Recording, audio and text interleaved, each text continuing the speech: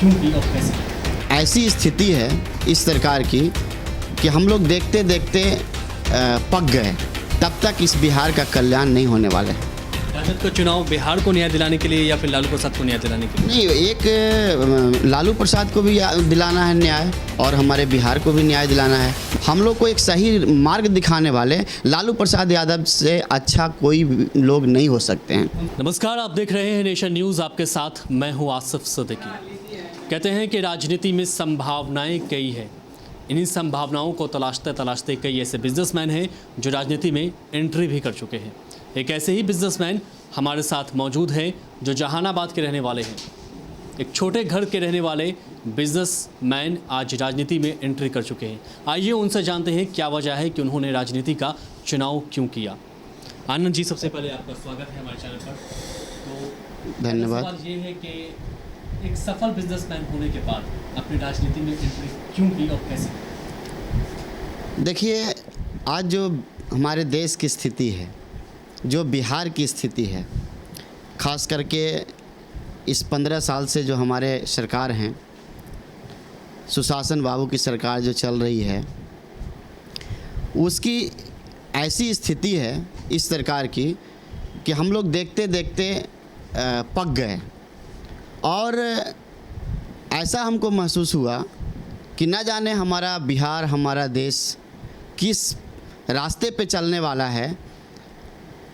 परिस्थिति को देखते हुए हम लोग, बहुत सारे बिजनेसमैन, उसमें हम भी आते हैं, हमने निर्णय किया, चूँकि हम सामाजिक न्यायकर्ता कर्पूरी ठाकुर के वंशज हैं, आनंद कुमार ठाकुर, तो हमने निर्णय किया कि जब तक उनका रास्ता इस बिहार को नहीं पकड़ाया जाएगा, तब तक इस बिहार का कल्याण नहीं होने वाला है।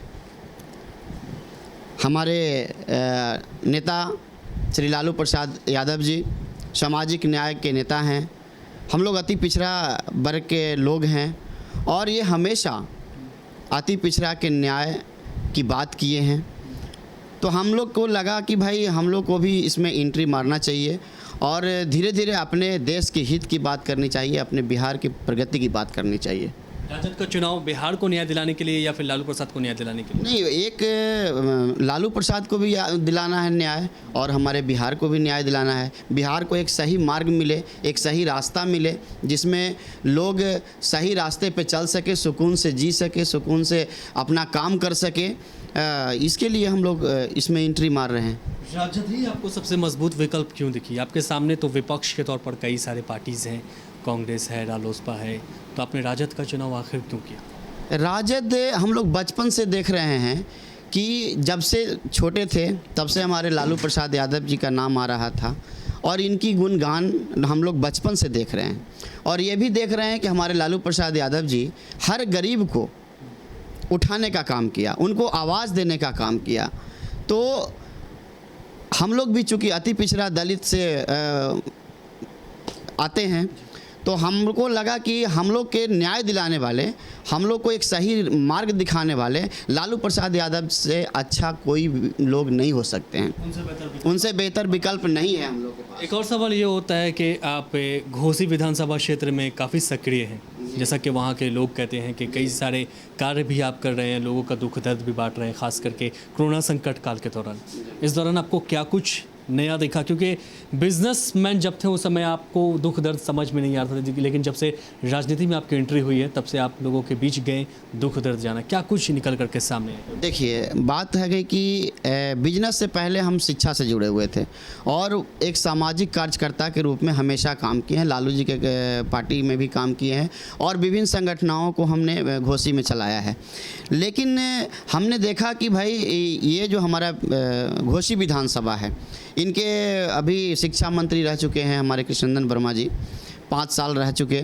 लेकिन हमारा जोर हमेशा शिक्षा पर है, क्योंकि शिक्षा जब तक नहीं आएगी लोगों में तब तक रोज़गार की कोई बात नहीं कही जा सकती है। और जब तक लोग शिक्षित नहीं होंगे तब तक उनको रोज़गार मिलने वाला नहीं है इस बिहार में, इस सुशासन सरकार में, क्योंकि उनके पास कोई दिमाग नाम की चीज़ ही नहीं रहेगी। वो क्या करेंगे, कहाँ क्या जाएंगे, कैसे करेंगे, उनको कुछ पता आता है नहीं। तो हमने हमेशा अपने क्षेत्र में शिक्षा पर जोर दिया है और लोगों को यह बतलाने का, वंचित समाज में जाकर के, दलित समाज के गांव में जाकर के, घर में जाकर के, और हमेशा मैं शिक्षा का प्रचार में लगा हुआ हूँ। क्या कुछ करते आ रहे हैं आप घोसी विधानसभा क्षेत्र में लोग? घोसी विधानसभा क्षेत्र में हमेशा गरीबों के साथ जुड़कर उनके सुख दुख में भाग ले रहे हैं। अभी देखिए सबसे बड़ी मुद्दा चल रही है हमारे क्षेत्र में, घोसी में, कि बालू खनन जो हुआ है, बालू का जो खनन हुआ है उसमें बहुत सारे नदियाँ, हाँ, बहुत सारे इतने गड्ढे गड्ढे नदी बना दिए गए हैं बालू खनन के कारण कि लोग उसमें हमेशा मर रहे हैं। किसी भी मुद्दे को लेके जाते हैं, देहात में तो आप जानते हैं कि लोग गौ चराने के लिए जाते हैं, लोग शौच करने के लिए जाते हैं। तो अभी हमारे पास फ़िलहाल में 1-2 महीना के अंदर में करीब 5-6 घटनाएं तो सिर्फ बालू खनन के में डूब के मरने की आई है। और हर जगह पे मैंने गया, यथासंभव आर्थिक मदद भी की और लोगों से मिलकर उनके सांत्वना दिए। लोग, सबसे बड़ी मुद्दा ये हमारे घोसी विधानसभा क्षेत्र का है। जैसे हुलासगंज प्रखंड में आपका ये 2-4 गांव है जहां ये समस्या ज़्यादा है, तो इस पे सरकार को देखना चाहिए। सरकार को कितना प्यार मिल रहा है आपको?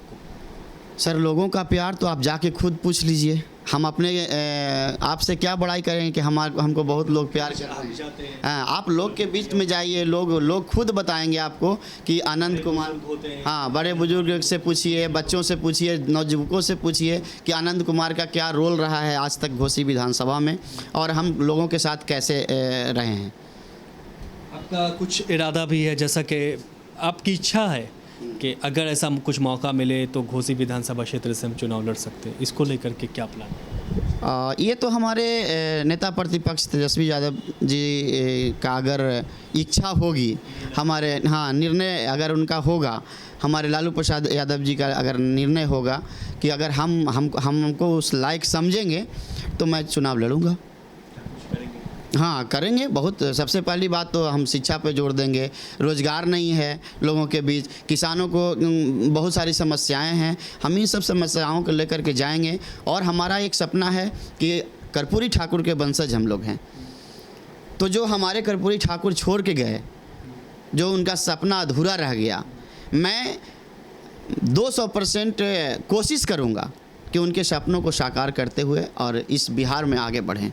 अपने विधानसभा क्षेत्र या फिर पूरे बिहार का सरकार? पूरे बिहार का कोशिश तो करेंगे, पूरे बिहार का, लेकिन अभी तो फ़िलहाल हम अपने क्षेत्र में अगर हमको जगह मिलेगी, ऐसे हमको प्रदेश सचिव का महासचिव बनाया गया है पार्टी की ओर से, तो फिर तो पूरे प्रदेश की भी बात करेंगे।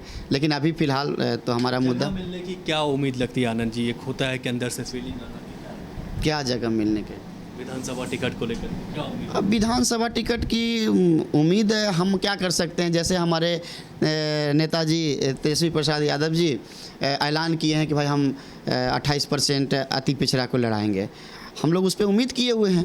हाँ, उसी उम्मीद किए हुए हैं कि अगर 28% में हम भी अति पिछड़ा का बेटा हैं और अगर हमको मौका मिलेगी तो हम लड़ेंगे चुनाव। जी, हम शुभकामना देते हैं आपको कि आपको टिकट मिल जाए, ताकि आप क्षेत्र की जनता का सही से, जनता के दुख दर्द को आप समझते आ रहे हैं, सही से दुख दर्द पर आप काम भी करेंगे, क्षेत्र में तरक्की की भी काम करेंगे। और आपका जो संकल्प है नीतीश कुमार के जो 15 साल का शासनकाल, उसको उखाड़ फेंकना, हम इस पर भी उम्मीद करते हैं कि आप अपने संकल्प पर पूरा हो। कैमरा पर्सन अमित के साथ आसिफ सिद्दीकी, नेशन न्यूज़।